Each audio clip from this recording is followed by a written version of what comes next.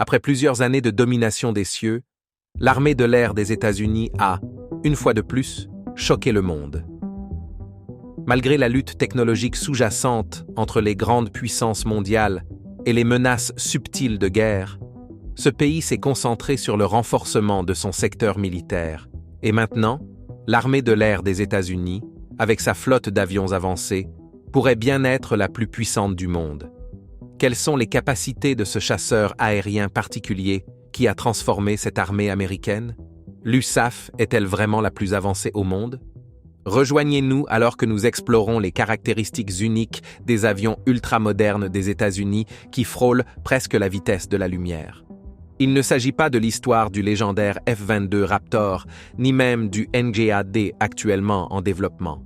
C'est un avion aux capacités qui a pris tout le monde par surprise. L'aventure a commencé dans les années 80, lorsque le Pentagone a commencé à planifier la mise à niveau de ses anciens chasseurs avec de nouveaux avions furtifs. La compétition de l'armée de l'air a donné naissance au F-22 Raptor, un puissant chasseur furtif. Cependant, la marine et les Marines avaient besoin de leurs propres avions furtifs, et le Raptor était trop cher et spécialisé pour remplacer les nombreux F-16 de l'armée de l'air. En 1992, la marine et l'armée de l'air ont fusionné leurs programmes CALF et JAST pour créer le programme Joint Strike Fighter.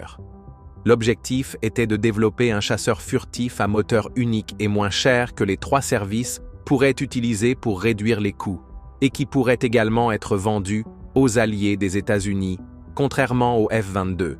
Le JSF utiliserait les dernières technologies numériques et matérielles pour de meilleures performances. Cependant, le besoin de concevoir un seul avion pour les trois services a créé des problèmes. Par exemple, la version de la marine avait besoin de plus grandes ailes et d'un train d'atterrissage plus résistant pour une utilisation sur porte-avions. Le corps des Marines avait également besoin d'un avion à décollage vertical, VTOL, pour remplacer ses Harrier. Cependant, la capacité VTOL rend un chasseur plus volumineux, et les avions à décollage vertical comme le Harrier et le Yak-38 étaient beaucoup plus lents, transportaient moins de charges et avaient une portée plus courte par rapport aux chasseurs conventionnels. Le besoin d'une conception unique pour le JSF signifiait que même les versions non VTOL auraient une cellule encombrante augmentant la traînée. L'histoire de l'avion mystérieux prend un tournant inhabituel en Russie pendant l'ère Eltsine. À mesure que l'Union soviétique s'effondrait, la société Yakovlev, à court de liquidités, cherchait un partenaire pour aider à développer son avion à décollage vertical Yak-141, qui avait un ventilateur de levage séparé et pouvait voler plus vite que la vitesse du son. En 1991, Lockheed acheta 3 avions Yak-141 et des données de tests importantes auprès de la société russe pour environ 400 millions de dollars. En 1996, le Pentagone donna à Boeing et Lockheed 750 millions de dollars chacun pour construire 2 prototypes qui furent testés 5 ans plus tard. En résumé, le XF-35 de Boeing avait un design de delta wing maladroit et encombrant et utilisait des buses d'échappement inclinées pour le levage vertical. D'autre part, le X-35 utilisait des ventilateurs de levage similaires à ceux du Yak-141, mais avec un arbre séparé, ce qui en faisait un système plus complexe et avancé. 5 ans plus tard, l'armée de l'air choisit le X-35, ce qui conduisit au F-35 comme gagnant du concours JSF. Le département de la Défense obtint des financements de pays comme l'Australie, le Canada, Israël et d'autres. Ces partenaires ont reçu leur part de travail de fabrication et de maintenance, ainsi que la possibilité d'intégrer leurs propres missiles et d'autres avantages. La conception du châssis de base fut la partie facile. Le Pentagone prévoyait d'équiper le F-35 de technologies avancées encore en développement. Une innovation consistait à utiliser des panneaux modulaires avec un matériau absorbant les radars intégrés au lieu de l'appliquer avant chaque vol. Parmi les autres nouvelles technologies figurait un système d'affichage tête haute pour que les pilotes puissent voir à travers l'avion, des ordinateurs de mission évolutifs, des systèmes de défense avancés liés à un système multisensoriel, des liens de données furtifs pour partager des informations avec des forces amies et un radar à faible détectabilité. Le F-35 serait également livré avec des simulateurs de vol au lieu de formateurs à 2 places et un système logistique pour la maintenance et les pièces de rechange. Il est généralement judicieux d'ajouter de nouvelles technologies à des systèmes éprouvés. Mais le Pentagone a décidé de développer simultanément les systèmes avioniques, logiciels et cellules du F-35, ce qui a fait que la conception de base du F-35 a continué de changer. Cela a entraîné des retards et des dépassements de coûts, car les nouvelles technologies ne fonctionnaient pas ensemble aussi harmonieusement que prévu. Le F-35 a fini par peser 2000 livres de plus, ce qui a réduit sa portée, en particulier pour la version F-35B à décollage vertical. Cela a conduit à une refonte qui pourrait avoir causé certains problèmes structurels dans les premiers modèles F-35B. Le Bureau de la responsabilité gouvernementale a exprimé des préoccupations en 2006 et, en 2009, les coûts élevés ont attiré l'attention du secrétaire à la Défense, Robert Gates, qui a envisagé d'annuler le programme, mais l'a trouvé trop enraciné, ayant consommé trop d'argent et d'efforts. Gates a même réduit la production prévue du plus avancé F-22 à seulement 180 avions, au lieu des 500 initialement prévus. Alors que le F-35 prenait du retard d'environ 5 ans, le Pentagone a dû dépenser de l'argent supplémentaire pour prolonger la durée de vie des anciens chasseurs. Le département de test a continué de trouver de nombreux problèmes, des systèmes d'oxygène défectueux aux canons mal alignés, en passant par des pannes informatiques inattendues. Malheureusement, le Canada a également annulé sa commande de F-35 en raison de ces problèmes. Le F-35 n'a été jugé opérationnel initialement pour le Corps des Marines qu'en 2015 et pour l'Armée de l'air en 2016, mais avec des exigences assouplies. Les F-35C de la Marine étaient censés atteindre ce statut en 2019. Les premiers modèles de production du F-35, censés être abordables, se sont avérés être assez chers, coûtant plus de 200 millions de dollars chacun. Ces avions manquaient de caractéristiques essentielles et servaient principalement de modèles d'essai pour affiner des systèmes qui prendraient encore de nombreuses années à compléter. Ils auront besoin de mises à jour coûteuses avant de pouvoir être pleinement opérationnels. Les économies de coûts attendues grâce à l'existence de 3 versions du même avion ne se sont pas matérialisées comme prévu, car seulement 20% des pièces sont les mêmes sur les 3 variantes. En 2013, le F-35 a fait l'objet de critiques pour sa portée limitée, sa lenteur, sa moindre maniabilité et sa capacité à transporter moins d'armement par rapport aux modèles antérieurs. Ses partisans soutiennent que ces inconvénients sont compensés par les capacités furtives du F-35 et ses capteurs et missiles avancés qui aident les pilotes à éviter les combats à courte portée. Le développement et l'achat d'environ 2400 F-35 d'ici 2037 devrait maintenant coûter plus de 400 milliards de dollars, soit environ 8 fois le budget annuel de défense de la Russie. Les coûts d'exploitation jusqu'en 2070 devraient ajouter encore 1,1 trillion de dollars. Malgré des problèmes persistants liés aux défauts, aux retards et aux faibles taux de disponibilité, le programme F-35 a montré des améliorations significatives en 2018. Le prix de chaque F-35A a été réduit à 89 millions de dollars et les F-35 israéliens et marins ont vu leur premier combat. Les F-35 ont bien performé lors des exercices de combat aériens. La Belgique et Singapour ont récemment choisi d'acheter des F-35 et la Grèce, l'Inde, la Pologne, la Roumanie et l'Espagne les envisagent également. Les F-35B à décollage vertical seront utilisés sur les porte-avions italiens et britanniques et ont même incité le Japon à relancer son programme d'aviation navale. Qu'est-ce qui rend cet avion spécial? Voyons les spécificités. Le F-35 est conçu pour être furtif, ce qui signifie qu'il est difficile pour les radars de le détecter.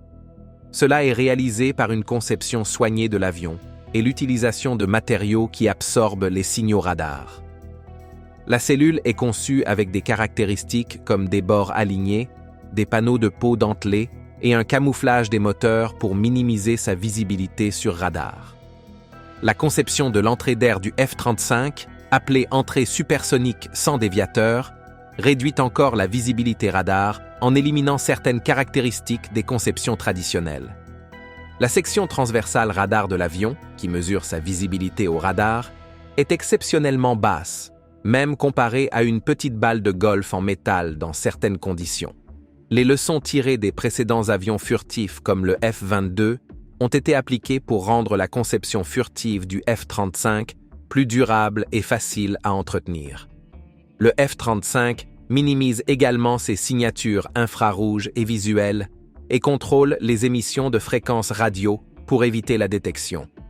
La conception furtive cible principalement les longueurs d'onde radar à haute fréquence, ce qui rend difficile pour les radars de repérer l'avion.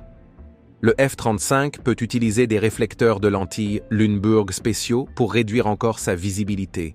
Des préoccupations ont été soulevées concernant le bruit produit par le F-35, en particulier dans les zones proches des bases potentielles. Des études ont été menées pour évaluer l'impact environnemental du bruit.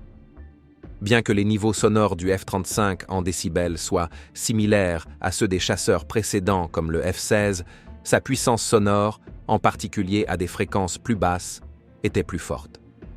Des enquêtes ultérieures ont indiqué que, pour la plupart des gens, le bruit du F-35 n'était pas notablement différent de celui d'autres chasseurs comme le F-16 et le FA-18F. Le cockpit du F-35, appelé cockpit en verre, est conçu pour offrir aux pilotes une vue claire de leur environnement. Il dispose d'un grand écran tactile pour les instruments de vol, la gestion des armes, les communications, la navigation et les alertes que les pilotes peuvent personnaliser. En dessous de cet écran, il y a un petit écran de secours et le cockpit comprend également un système de reconnaissance vocale de la société Adacel.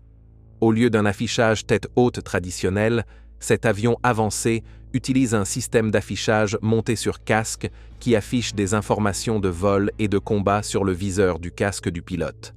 Le cockpit a une verrière en une seule pièce qui s'ouvre à l'avant et le siège éjectable utilise un système de double catapulte pour aider le pilote à s'échapper en cas d'urgence. Il utilise également un système de manette des gaz et de commande de vol avec un stick de contrôle du côté droit et une manette des gaz pour contrôler l'avion. Il est équipé d'un système de génération d'oxygène embarqué alimenté par le Integrated Power Package, ainsi qu'une bouteille d'oxygène auxiliaire et un système de secours pour les urgences. Le système d'affichage monté sur casque, HMDS, est essentiel pour l'interaction du pilote. Il remplace l'affichage tête haute traditionnel et projette des informations cruciales directement sur le viseur du casque, permettant au pilote de voir des détails importants sous n'importe quel angle. Le HMDS peut également afficher des images infrarouges et en vision nocturne, permettant au pilote de voir à travers l'avion. Bien qu'il y ait des préoccupations concernant son poids et la sécurité lors de l'éjection, il offre une vue d'ensemble complète pour le pilote. En matière de défense, le F-35 peut transporter des armes sur 6 stations externes lorsque la furtivité n'est pas une priorité. Les pylônes aux extrémités des ailes peuvent porter des missiles AIM-9X ou AIM-132 ASRAAM, et des armes plus lourdes comme le missile AGM-158 GASSM peuvent être montées sur les stations internes et centrales des ailes. Le F-35A dispose d'un canon GAU-22A de 25 mm avec 182 munitions, tandis que les F-35B et F-35C utilisent un pod multimission pour le GAU-22A et 220 munitions. Lockheed Martin travaille sur un rack d'armement Sidekick pour augmenter la capacité d'armement RR interne.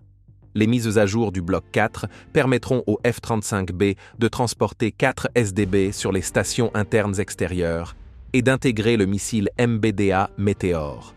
Pour le F-35A, de futures mises à jour pourraient inclure des armes de soutien aérien rapprochées, comme des roquettes guidées et à fragmentation, et peut-être des missiles hypersoniques et des armes à énergie dirigées comme des lasers.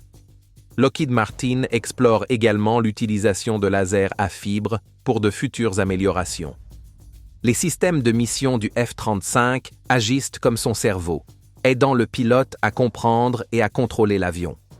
Ces systèmes utilisent des technologies avancées pour travailler ensemble, rendant le F-35 très efficace dans le combat moderne, basé sur des réseaux. Les systèmes clés comprennent le radar Northrop Grumman AN APG-81, le système de guerre électronique BAE Systems AN ASQ-239 Barracuda, le système d'ouverture électro-optique distribué Northrop Grumman Raytheon AN AAQ-37, le système de ciblage électro-optique Lockheed Martin AN AAQ-40 et le système de communication, de navigation et d'identification Northrop Grumman AN ASQ-242. Cet avion de génération 50 a été conçu en tenant compte des futures mises à jour. Les projets incluent un nouveau radar et de meilleurs capteurs pour les modèles futurs. Lockheed Martin développe également un EOTS avancé pour améliorer les performances. Le F-35 est plus qu'un simple avion. C'est un système de haute technologie qui continue d'évoluer pour rester à la pointe. Pour préserver son design furtif, le F-35 possède 2 compartiments cachés à l'intérieur, chacun avec 2 emplacements pour des armes. Les emplacements extérieurs peuvent contenir jusqu'à 2500 livres d'armement ou 1500 livres pour la version F-35B.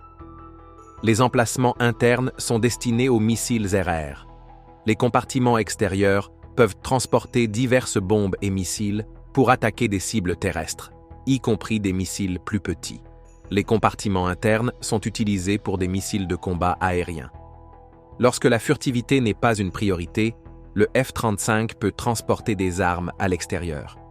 Il y a des emplacements sur les extrémités des ailes et au centre des ailes pour des armes supplémentaires, y compris des missiles RR ou des missiles d'attaque au sol plus grands.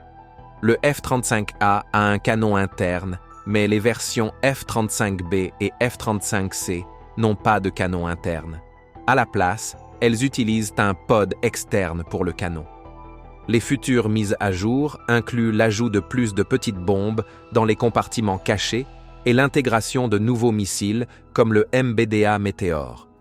Le F-35 pourrait également être équipé de missiles hypersoniques et d'armes à énergie dirigée, comme des lasers. L'US Air Force prévoit d'utiliser le F-35A pour des missions de soutien aérien rapprochées afin d'aider les troupes au sol dans des situations difficiles. Mais être avancé et sophistiqué ne sont pas les seules caractéristiques qui rendent cet avion très spécial. Le F-35A, par exemple, peut également être utilisé comme un bombardier nucléaire tactique. Il y a quelques années, le Pentagone avait prévu de mettre à jour le F-35A pour qu'il puisse transporter des bombes nucléaires. Cette décision était essentielle pour renforcer la stratégie de dissuasion du Pentagone et offrir aux commandants davantage d'options tactiques. Récemment, l'US Air Force a montré que le F-35A pouvait livrer une arme nucléaire dans le territoire ennemi, prouvant ainsi son efficacité dans ce rôle. Ce test réussi signifie que le F-35A est désormais capable de gérer des missions nucléaires tactiques, renforçant ainsi son rôle dans la défense stratégique. Sa capacité à gérer à la fois des missions conventionnelles et nucléaires améliore la capacité du pays à faire face à diverses menaces sécuritaires.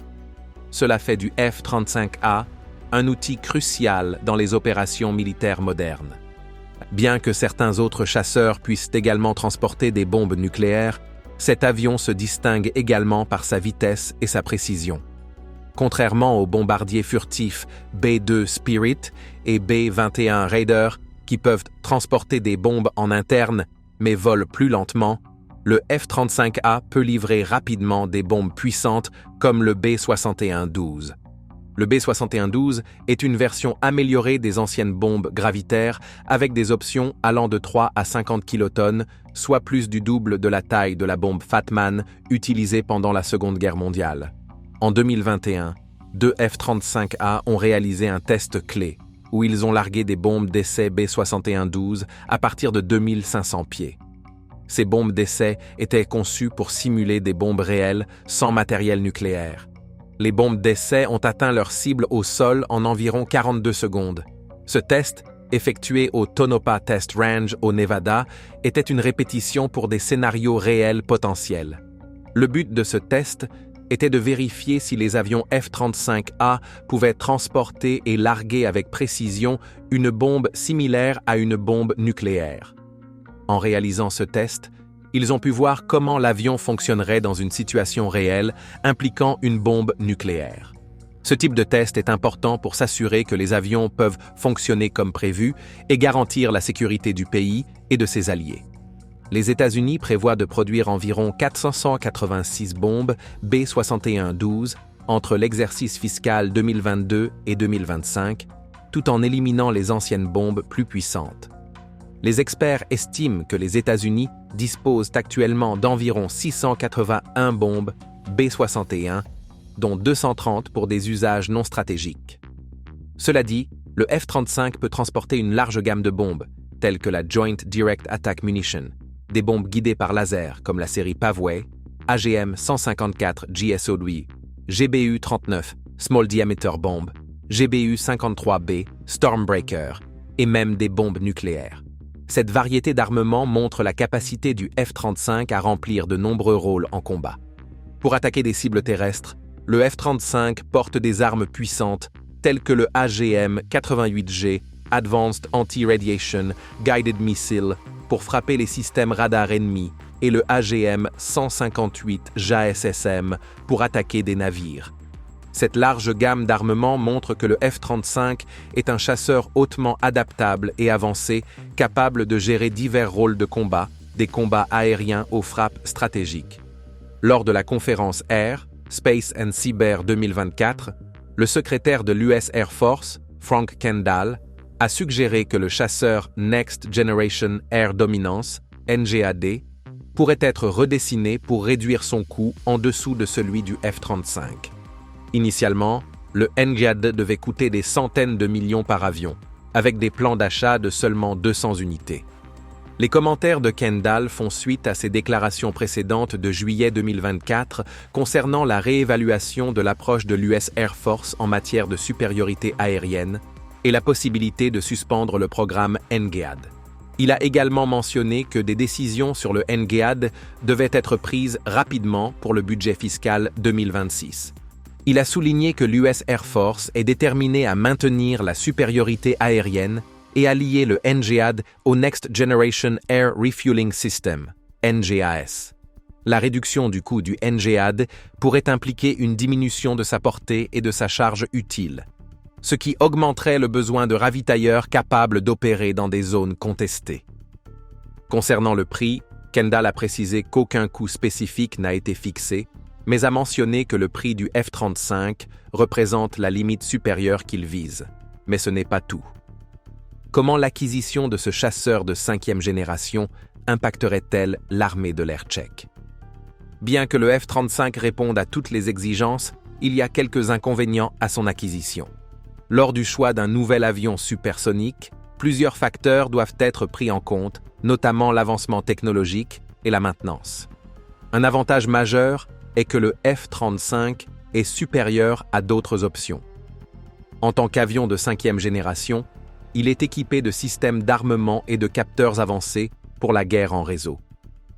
Cela permettrait à l'armée de l'air tchèque de se hisser au sommet des forces européennes de l'OTAN et d'améliorer la coopération avec les États-Unis, le membre principal de l'OTAN. Un autre avantage est le renforcement de l'alliance avec les États-Unis. L'acquisition du F-35 approfondirait le partenariat entre la République tchèque et les États-Unis. Elle renforcerait également les capacités du groupe V4, la Pologne achetant 32 F-35 et la Slovaquie 14 F-16. Si la République tchèque acquiert environ 20 F-35, cela améliorerait considérablement la puissance aérienne dans la région. Si la République tchèque choisit le F-35, l'avion sera livré avec les dernières mises à jour, connues sous le nom de bloc four. Cela inclura de nouveaux systèmes d'armement et des logiciels améliorés. En plus d'ajouter des armes américaines, il intégrera également des missiles européens comme le Norwegian Joint Strike Missile, le MBDA Meteor, les missiles ASRAAM et Spear. Avec plus de missiles européens disponibles, l'arsenal du F-35 s'élargira, le rendant comparable au JAS-39 Gripen en termes de variété d'armement. Comme mentionné précédemment, le principal inconvénient reste le coût. L'avion lui-même est coûteux, mais les coûts d'exploitation sont encore plus élevés, ce qui soulève des préoccupations quant à la capacité de l'armée tchèque à se le permettre, compte tenu de ses autres dépenses. Merci d'avoir regardé. Tant que vous êtes encore là, cliquez sur le lien à l'écran pour découvrir une autre de nos vidéos. À bientôt.